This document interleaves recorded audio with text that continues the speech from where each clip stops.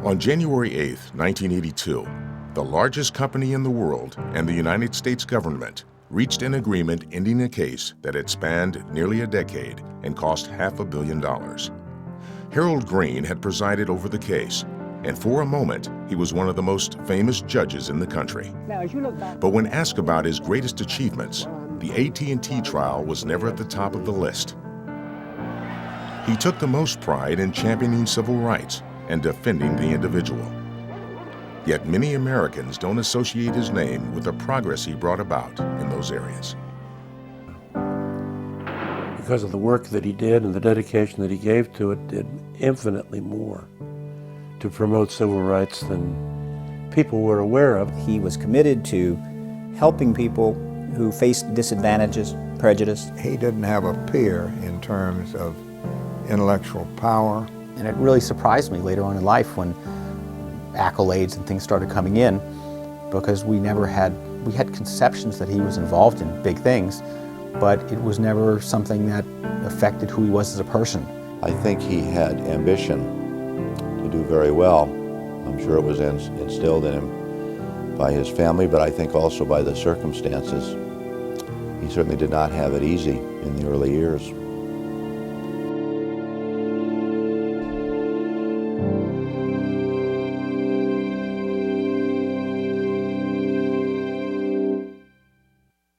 Harold Greene was born Heinz Grunhaus on February 6, 1923, in Frankfurt, Germany.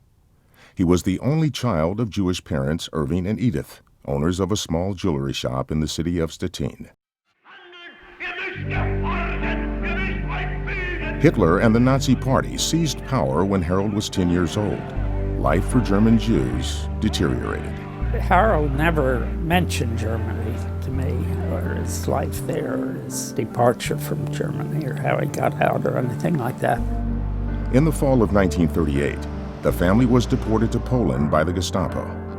Forced to leave behind their home, their business, and their belongings, the Greenes began a 4-year, 3,000-mile journey. Many family members who stayed behind became victims of the Holocaust. My father says that each place they left, they basically got out like a day, I mean, literally a day before the German army came marching in. From Poland, the family fled to Belgium, then southern France, hiding in safe houses for weeks. But with the German army once again approaching, the family hired guides to help them escape across the Pyrenees into Spain. Abandoned in the middle of the night, they continued alone, crossing the border the next day, where they were immediately placed in an internment camp.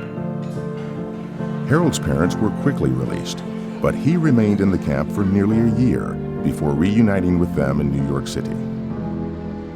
Any relief Harold found in the New World was short-lived. Within 6 months, he was drafted into the United States Army and shipped back to Europe to fight the Nazis.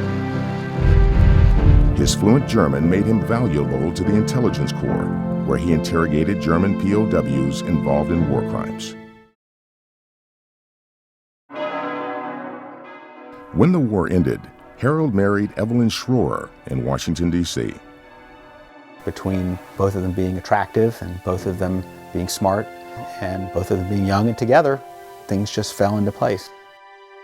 Despite what the later pictures may look like, he was apparently quite a handsome guy.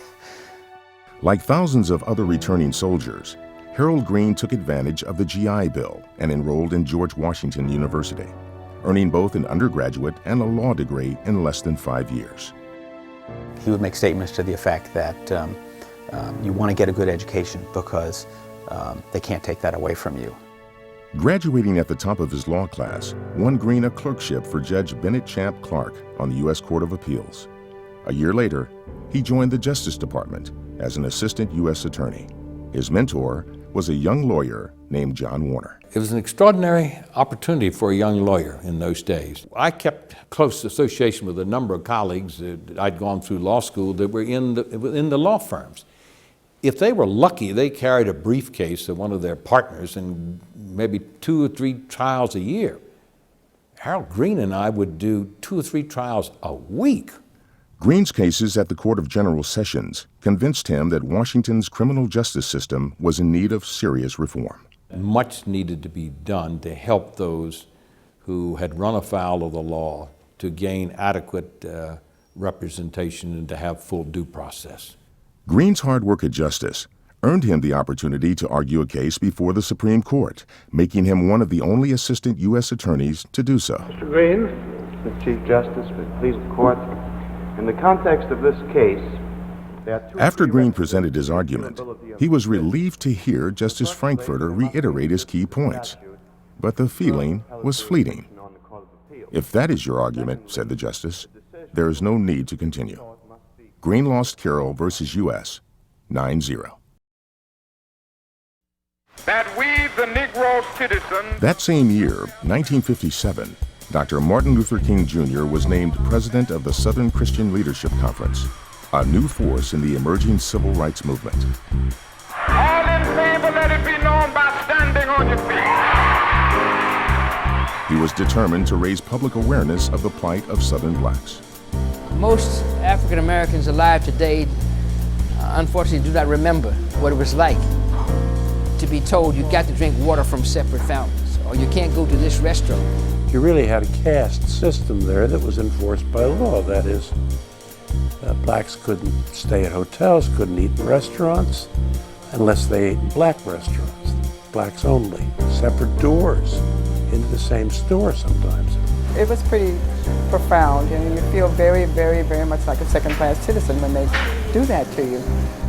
Greene took a job at the Department of Justice's prestigious Office of Legal Counsel and was assigned to work on the Little Rock school integration crisis. My father, coming from a country where he'd seen discrimination, just could not understand. And I think that it seemed like a very natural fit. When the Civil Rights Division was established at the Justice Department to remedy injustices suffered by blacks, Greene came to head the section responsible for all appellate litigation. Civil rights was emerging as the defining social issue in America, and his section played a crucial role in preventing progress from stalling in the courts of the South. Part of the mindset of the South during those days, there was a great deal of support for state rights. We were going against the Southern way of life, going against customs, going against traditions. One of the obstacles that the Civil Rights Division faced was unsympathetic judges in the South, and the cases had to be won on appeal in general. And that's what gave the Civil Appeal section, and Harold Greene particularly, a very critical role. I feel that the Negro here in Lafayette County in Mississippi has freedom, all the freedom he wants. He's not tied by any laws. He has all the freedom that he wants. The Negro is not deprived of any freedom here in Mississippi. By 1960, you already had a body of reports that documented some of what was going on in the South. And it wasn't so simple to say anymore, well, this just is not happening there. Inauguration Day dawns on a capital that had been almost paralyzed by a full-fledged blizzard. The torch has been passed to a new generation of Americans unwilling to witness or permit the slow undoing of those human rights to which this nation has always been committed. The spirit from the beginning was of vigor, as the Kennedys would say it, and action. I think it became, it did from my point of view, became the mission of the Kennedy administration to destroy the system of racial oppression. Harold was very instrumental in all of that work. And he provided continuity when Robert Kennedy came in, and a wealth of knowledge and background in civil rights, which Kennedy drew heavily on. The president made his brother Robert his point man on civil rights. I think they're just going to have to face up to our responsibilities. And this is 1961, it's not 1861. As Attorney General, Robert F. Kennedy was tasked with developing legal strategies to fight segregation. I think this is absolutely essential. The local authorities haven't been able, for one reason or another, to deal with the problem. And I think he recognized he needed the very best, the brightest. And he put together an unbelievable team. Greene's experience proved invaluable to the Kennedys when Baker versus Carr, a case alleging voter disenfranchisement in Tennessee, landed in the Supreme Court. In some places in America, especially in the American South, they were counting cows and hogs and chickens more than they were counting people. What was really at stake when the Supreme Court ruled in this very important and unbelievable case of Baker versus Carr was the right of all of the people to be represented and to be counted. It was that idea of one person, one vote. You're not a registered voter, you're not a first-class citizen. The Supreme Court ruled with Greene and the Justice Department. It was a milestone decision. Baker versus Carr helped liberate and help free hundreds and thousands and millions of African Americans and made them a unit, somebody to be reckoned with. It was the essence of making democracy real, open up the political process and letting all of the people come in. But to African Americans who'd lost family after being turned away from white hospitals, the toll of discrimination in the South was measured in lives, not votes. Simpkins versus Moses Cone was the first hospital desegregation case to reach the Supreme Court. Harold Greene, with lawyers from the Civil Rights Division and the NAACP, argued that federal funds could not be used by healthcare facilities that treated blacks and whites separately. In a landmark ruling, the Supreme Court agreed. Its impact on the everyday lives of African Americans made the case the healthcare equivalent of Brown versus Board of Education. Major impact of it was the jurisprudential foundation of the Title VI of the Civil Rights Act of '64. Anybody who gets federal funds can't discriminate. Each victory for Greene and his team was met by new obstacles thrown up by Southern leaders who feared their way of life was under threat. I draw the line in the dust and toss the gauntlet before the feet of tyranny, and I say segregation now, segregation tomorrow, and segregation forever. In general, in this country, if the Supreme Court of the United States pronounces something as a constitutional decision, all the courts in the country and all of the law enforcement people will abide by that decision. But in racial matters, that just wasn't true. The governor is adamant. He made a campaign promise to stand in the doorway himself to prevent the integration of the last all-white state university. It was that dramatic moment that I will never ever forget. Nicholas Conchaback said to Governor Wallace that these two young people have a right to be admitted to this university. Governor, will you please step aside? The governor said he would yield to this superior force, stepped down, drove away. While students and frontline activists went south, Greene and the Appeals Division prepared legal strategy in Washington to ensure victories in the streets would be upheld in the courts. Assistant Attorney General Katzenbach, the visible face of the Department of Justice, and I think Harold Greene performed an equally important role, not as visibly, but he represented really the legal prowess that was brought to bear on these problems. He was the lawyer, the draftsman, the legal craftsman, the one to whom everybody turned and said, Harold, it's what we think we want to do. You think we can do it? And can you write it up? That incident was used by Bobby to persuade his brother to introduce strong civil rights legislation into Congress and really fight for it. The legislation was drafted by Greene, but the president would never get the chance to fight for it. 3 months after the largest nonviolent demonstration in the history of the country, Kennedy was assassinated in Dallas.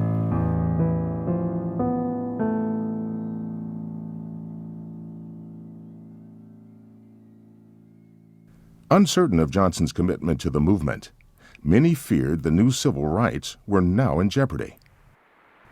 But 4 days after taking office, Johnson addressed Congress and the nation for the first time. And now the ideas and the ideals which he so nobly represented must and will be translated into effective action.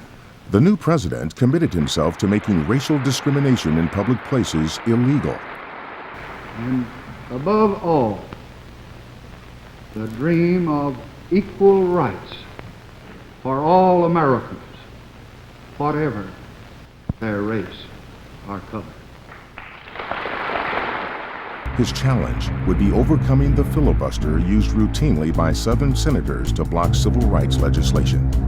Greene and other justice lawyers were brought in to write the speeches that sympathetic senators would deliver to convince their colleagues that passage was essential. Defeat now would mean a major setback. Johnson needed 67 votes to break the filibuster, but no one was sure he had them. It's the day of decision on Capitol Hill as the U.S. Senate clears the way for the Civil Rights Bill by voting to limit debate on the measure. GOP leader Everett Dirksen left and Democratic whip Hubert Humphrey mustered 4 votes more than the necessary majority to invoke cloture. The filibuster had been broken. And my father was there for that vote. And I remember him going, and I remember him coming back, and I remember him, that being a monumental day in his life. Not everyone was as pleased with the outcome. But we are not yet ready to surrender in our opposition to this bill, which we feel is a perversion of the American way of life. And it was quite an emotional, because from that moment on, you knew that you had the possibility of getting civil rights legislation. Congress passes the most sweeping civil rights bill ever to be written into the law. 5 hours after the House passes the measure, the Civil Rights Act of 1964 is signed at the White House by President Johnson. And it was the Harold Greenes of the world who figured out how we could insist that the whole Congress, as a federal government, pass laws that would override the laws in 11 southern states. This triumph was immediately challenged when a motel owner who refused to serve African Americans appealed his case to the Supreme Court. Greene argued that because most of the guests of the Heart of Atlanta Motel were from out of state, there was ample power to enact the law barring discrimination under the Commerce Clause of the Constitution. The Supreme Court agreed. The Civil Rights Act would stand. The decision on the part of the United States Supreme Court helped to create the climate, the environment, where people could use the court as not just as an excuse, saying, maybe I don't want to do this, but this is the law. The Supreme Court has spoken from Washington. The pattern that existed in the South for generations was broken almost overnight. But the Civil Rights Bill and Baker versus Carr weren't able to solve all the problems of the South. Some barriers to voting still remained. Virtually all the southern states, they had a literacy test. And in order to vote, you had to pass the literacy test. And the whites were asked questions, which is your right hand, which is your left? And the blacks would be asked, who was the third governor of the state of Mississippi? African Americans, for the most part, in the 11 states of the old Confederacy, from Virginia to Texas, not only didn't have the right to register to vote, but they were not even considered when it came to drawing the political lines for the state legislative district. The Selma marches in the early months of 1965, led by Dr. King and John Lewis, dramatized the need for new federal laws to secure the rights of African Americans to register and vote. They were instrumental in garnering public support.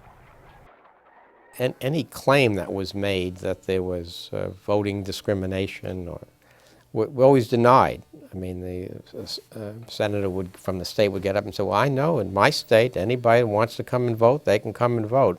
Greene's division at Justice built a compelling body of evidence that proved that voter discrimination was alive and well in the South. It was the heart of the testimony presented to the Senate.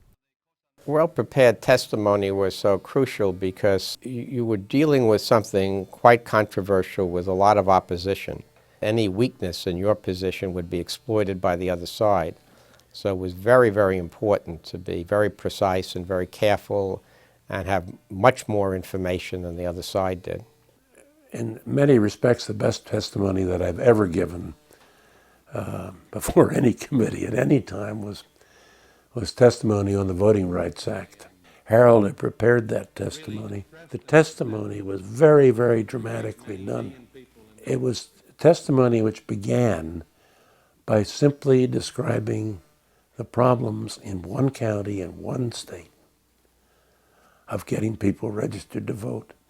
Yes, I think it's absolutely essential, Senator. And I remember that the senior Republican on the committee said publicly at that time, he said, that's the most persuasive testimony that I've ever heard. The testimony proved to be irrefutable, and a Voting Rights Act drafted largely by Greene was signed into law in August of 1965. Today is a triumph for freedom. Finally, we're getting the right to vote. Something that we've been denied. We should have had that right all along. The Voting Rights Act of 1965, which opened the ballot box to 4 million people who had been denied the right to vote. I have difficulty thinking of any other act that's ever passed the Congress that's had more influence than that. Harold Greene was the lawyer in development of the legislation, which became the Civil Rights Act of 1964 and the Voting Rights Act. When you look back on it, he probably did more to advance the public good in these areas that I've indicated than almost any other judge I can think of, almost any other person I can think of. You know, the kudos went to the President, to Attorney General Kennedy, to Burt Marshall, to John Doerr, all of whom deserved it. But there were others like Harold Greene who deserved it just as much. I think it's interesting that Judge Greene, in a sense, played the role of a scholar, a legal scholar, and a draftsman of that legislation. Others in the Department of Justice were really out in the firing line. They went south. They participated in some of the rather dramatic confrontations that took place. But while those were the things that got the publicity, I think what Judge Greene did really had the lasting and enduring value because it has survived to this day, even though many of those confrontational incidents have now been largely forgotten. Bobby Kennedy got to know Harold very well and became a great admirer of Harold because he saw the dedication, the work, and the abilities that Harold Greene had. And he felt very strongly that Harold should be on the bench and eventually worked to that end and accomplished that. A month before President Johnson signed the Voting Rights Act, he appointed Harold Greene Associate Judge on the D.C. Court of General Sessions. The court was in such desperate need of reform that it had become a source of embarrassment to the Justice Department. It would not be an easy assignment. When I heard that Harold Greene was appointed to the bench, I was delighted. For the bench more than for Harold Greene, but for the bench. To get a sense of what it was like in that court every day, where lawyers for the defendants showed up drunk, didn't show up. It was generally felt that you had a kind of assembly line justice, that the people in the courthouse, many of them had never been trained. Some judges would allow their court clerks to handle the cases while they sat and read, or went out of the courtroom in one case. And it just was not the face of justice that an urban metropolitan court should be putting forth. The Washington Post began detailing these failings in a series of articles. The establishment at the court at the time was upset that this kind of thing would be publicized. Judge Greene saw it as another indication of the need for change in a court that was in deep trouble. The court's inability to provide basic judicial safeguards to the disadvantaged deeply concerned Greene. I think this had a devastating effect on Judge Greene when he saw this, and that one of his major concerns very quickly became providing adequate defense for indigents. And he made several landmark rulings along that line. Edwards versus Habib was an early landmark decision. Greene ruled that landlords could not evict tenants who asked for enforcement of the housing code. It made retaliatory evictions illegal.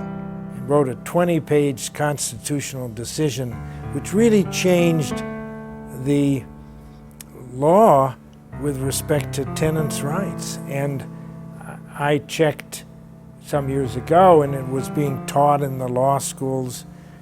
Harold, those cases normally were boilerplate decided, by the hundreds. And Harold, just 2 months on the bench, stepped in and brought his mind to bear on the issues.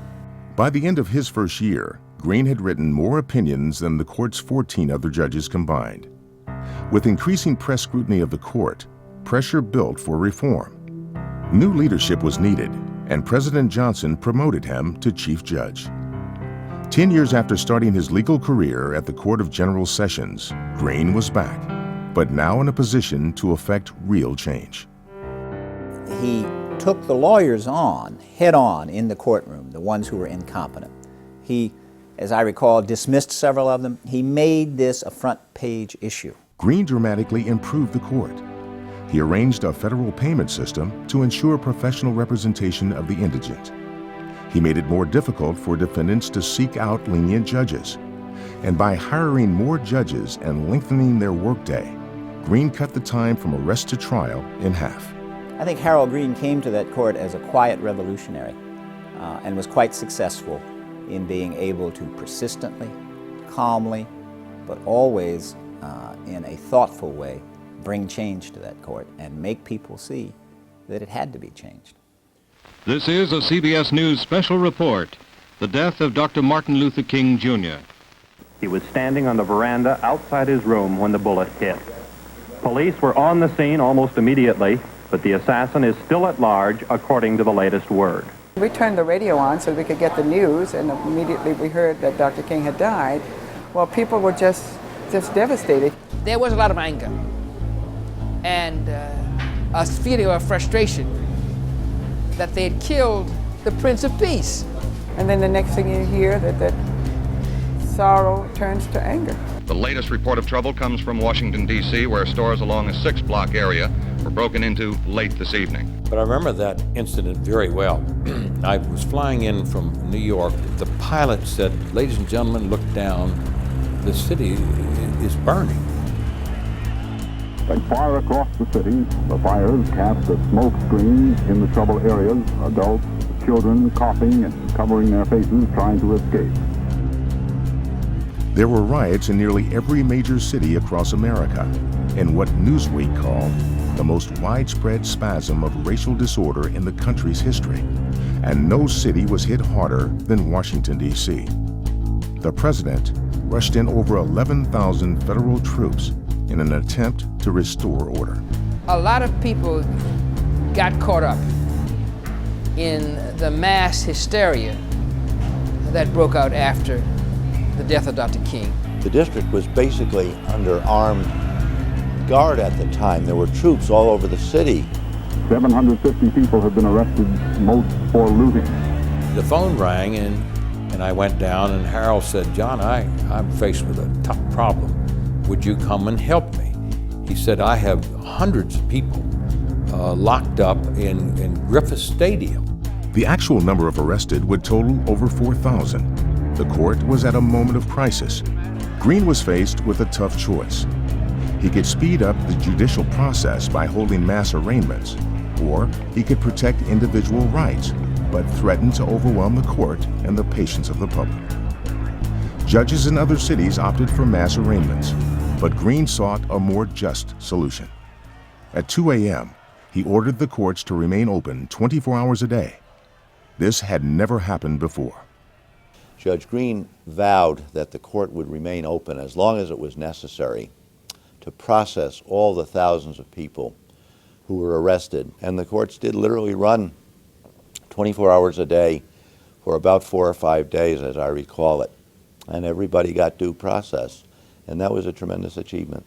I think what Judge Greene did in Washington was very unusual, extraordinary, to keep the courts open 24 hours, not having people locked up by the hundreds and the thousands, probably helped avert greater disorder, greater degrees of acts of violence. I think it was a great deal of foresight on his part. Years later, Greene reflected. I felt very strongly that the judiciary should not cease to function as a judiciary, merely because we were in the midst of difficult civil disturbances. In criminal cases, it's the individual that counts. You can't lose sight of that. I told the other judges, we're going to try each one of these cases as normal cases. And that's what we did. I take some pride in that. In the early 70s, D.C.'s escalating crime rate began to strain the capacity of the federal court. Greene was chosen to help transfer some of the caseload to his own court, an idea he'd been advocating for years. The Court of General Sessions expanded, and it was renamed D.C. Superior Court. Greene not only hired the architects to design the new courthouse, but secured from Congress the $40 million it would take to build it. Harold did, I think, a splendid job of reforming that court and getting the kind of cooperation from Congress and from the federal government. In 1971, he was named Washingtonian of the Year.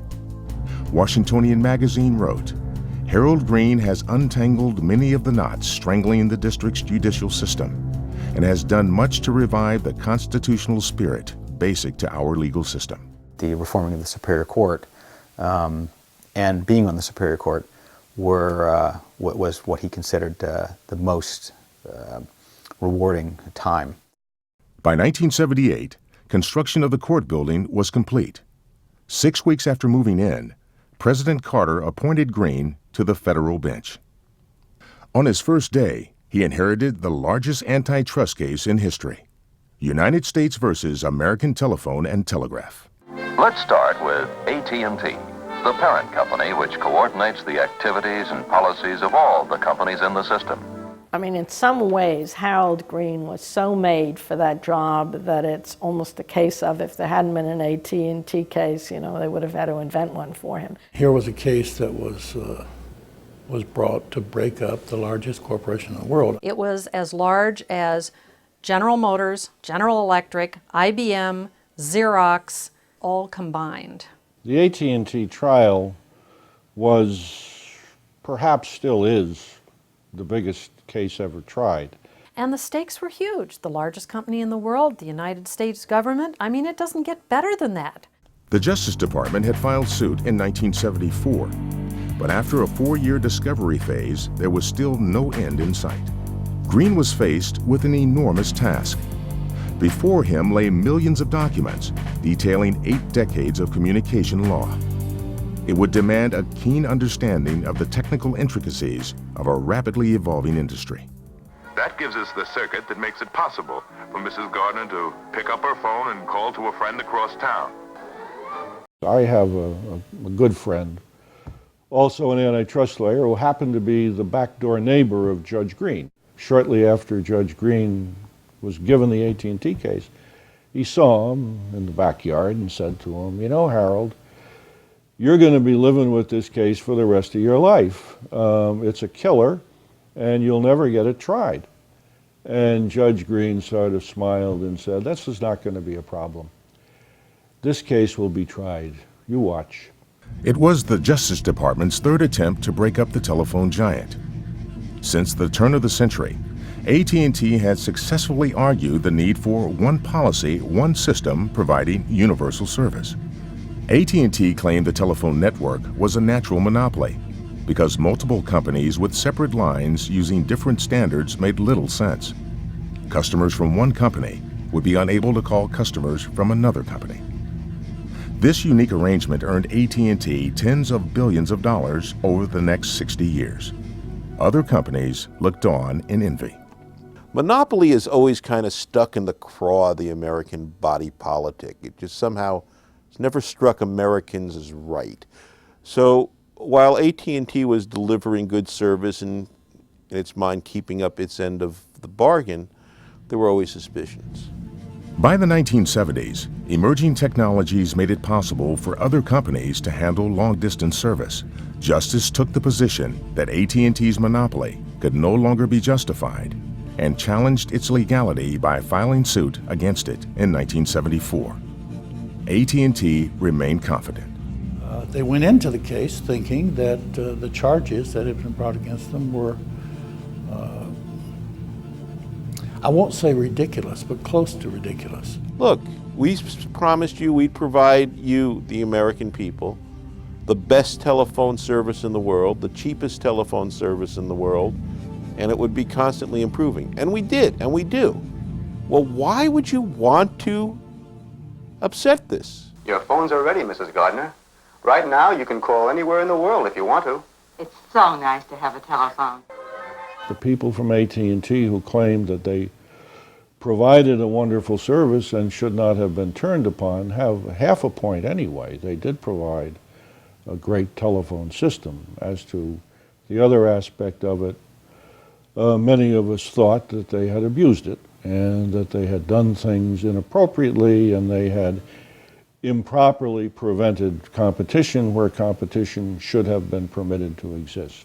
Greene imposed a strict series of deadlines to expedite the case. Millions of pages of documents were reduced to 5 bound volumes. It's quite clear that once Judge Greene took over, the pace of the antitrust suit against AT&T increased enormously. The lawyers on both sides thought Greene, they had tremendous respect for Greene. Appearing in front of Judge Greene meant that you had to be prepared or be totally embarrassed. I heard comments like, he was smart as hell. He was a pleasure to argue a case in front. He kept you honest. I remember questioning a witness or cross-examining a witness for AT&T, and there was an apparent contradiction between what he'd said on the stand and what he'd said in some prior document, and he replied, I thought a little glibly, he says, well, you got to place it all in context. So Judge Greene whirled on him and said, all right, place it in context. Come on, place it in context right now. And the man fumbled and stumbled, and Judge Greene finally said, all right, the context is you said one thing one time and one thing another. Is that correct? And the man said, yes, sir, that's right. So that was the end of him. When I heard that Judge Greene had been assigned to the AT&T case, I thought, they don't know what they're in for. And if they put forward a flawed assessment, cooked books, anything like that, he would nail them. For nearly a year, 17 different teams of attorneys devoted themselves to the case. In a 500-page brief, AT&T moved to dismiss, arguing that the government had failed to prove its case. Greene was not persuaded and wrote in his opinion, the motion to dismiss is denied. The testimony and the documentary evidence demonstrate that the Bell system had violated the antitrust laws in a number of ways over a lengthy period of time. The burden is on the defendants to refute the factual showings. The case was going to trial. When Judge Greene said, okay, you have to prove that you were not a monopoly and were not abusing your monopoly power. And at that point, the lawyers in the AT&T, in AT&T's defense, thought that is a really tough hill to climb. It turned the tables. And I think it was at that stage when they began to realize maybe it wasn't necessarily going to go their way. After spending 7 years and $320 million on the case, AT&T felt its prospects of winning were bleak and began seeking ways to settle with the Justice Department. If you can't predict whether you're going to be running an integrated business in 2 years, or if Congress is going to fundamentally rewrite the rules, you can't plan. The best way to put the uncertainty behind AT&T and the Bell system is to reach an agreement with the Justice Department. The interesting thing about the AT&T case is that Judge Greene actually didn't decide the case. It was settled out of court between Charlie Brown, who was the president of AT&T, and William Baxter, who was the Assistant Attorney General, and Greene basically gave it his blessing. The AT&T settlement is the most expensive in history, giving Ma Bell 18 months to sell the 22 phone companies that provide local service to virtually everyone in America. When they came up with this thing that they ended up with, I couldn't believe it. And I looked at it and I said, that'll never fly. The telephone company will never agree to do anything like that. Well, I couldn't have been more wrong. Today, in a news conference ending 7 years of litigation with the Justice Department, AT&T agreed to get out of the local phone business in exchange for total freedom to get into any other business. I believe we've chosen the right course, although clearly it was not the solution that we sought. The untriable case had been tried. The cost of a long-distance call dropped dramatically over the following years, and a wide range of products and services burst onto the market, ushering in a new era of technological advancement that changed the landscape of the American economy. Greene said later, "I'm a great believer in the competitive system and think that competition will bring us greater innovation and put American industry and information ahead of everyone else." Greene was right, and in 1984, he made the shortlist for Time magazine's Man of the Year. 5 months after AT&T's settlement was announced publicly, Colonel Oliver North quietly received funding for covert operations that would escalate into the Iran-Contra affair. In 1990, Oliver North's superior, Admiral John Poindexter, appeared before Judge Greene, charged with misleading Congress. Poindexter claimed he'd just been following President Reagan's orders, and when questioned, responded with nearly 200 variations of "I don't recall." Greene believed a fair trial would require testimony from the former president. Ronald Reagan, R-E-A-G-A-N. This was the first time that a president had ever been compelled to come in and testify in this manner. And again, I think it's a mark of Judge Greene's openness to innovation, his willingness at times to push the envelope a bit, but within the circumscribed area of his power. But the testimony did little to help Poindexter. He was found guilty, and Greene sentenced him to 6 months in prison. Greene hoped this would deter other high-ranking public officials from misleading Congress, and wrote, "With all due respect to the distinguished military records of Admiral Poindexter, Colonel North, and others, they have no standing in a democratic society to invalidate the decisions made by elected officials." Because Poindexter was given immunity in exchange for congressional testimony, he served no time. Most defendants in the federal court system were not so fortunate. Rigid sentencing guidelines imposed in the 80s established precise sentences for a range of offenses. Greene was a leading critic of the guidelines, calling them unconstitutional and in violation of separation of powers and of due process. He was, from beginning until the day he died, at war with the sentencing guidelines. But it just isn't justice to have sentences imposed by computers, so to speak. And mandatory minimum sentences require you to impose sentences that aren't just in many instances. Greene's position on the guidelines ran counter to prevailing political currents, and he was sometimes reversed on appeal. But at its core was the belief that a strong and independent judiciary is key to protecting the rights of the individual.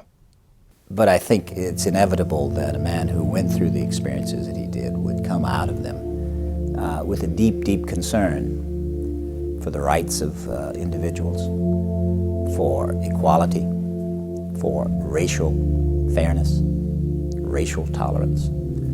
I think he felt those things deeply, and I think they have to be related to what he observed, saw, experienced in Germany. Greene had great respect for Earl Warren, the Chief Justice of the United States in the 1950s and 60s. "The impression I have of Justice Warren," Greene said, "is that he was looking for the just result, regardless of fixed dogma or principles. And I'd like to think I'm in that mold." His sense of integrity, his intellect, his ability to look at very serious problems and to find the human element in them the defense of the little person, the defense of the principle. I found him to be one of the most remarkable men I've ever known. While mentioned as a possible Supreme Court appointee, Judge Greene served as a trial judge for the rest of his career. If you could have trial courts full of Harold Greenes, then you would have the best base for a national justice system that I can think of. Nearly a half a century after Greene graduated from George Washington University, the school named a chair after him, honoring Greene as one of their most distinguished alumni. At the ceremony, a speaker referencing the AT&T case reminded the audience that what is celebrated later is not necessarily celebrated at the time. Greene's reluctance to take credit for his accomplishments, from dismantling racism to opening up the economy to greater competition, meant his role in fundamentally improving the lives of Americans went largely unnoticed.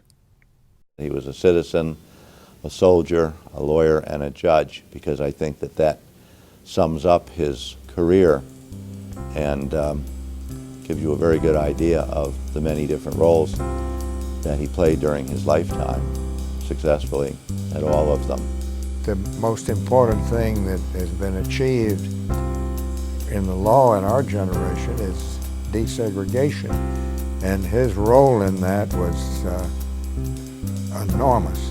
Harold Greene, like so many in that era, was among those who labored in the vineyard, but seldom tasted the wine of our appreciation for what they did. But the American community is indebted to this man. This one man who must be looked up on as an American hero. Not just a legal scholar, not just a judge, not just a lawyer, but someone who used his energy, used his knowledge to help transform our nation to a better place. We're different people, we're better people because of Judge Greene.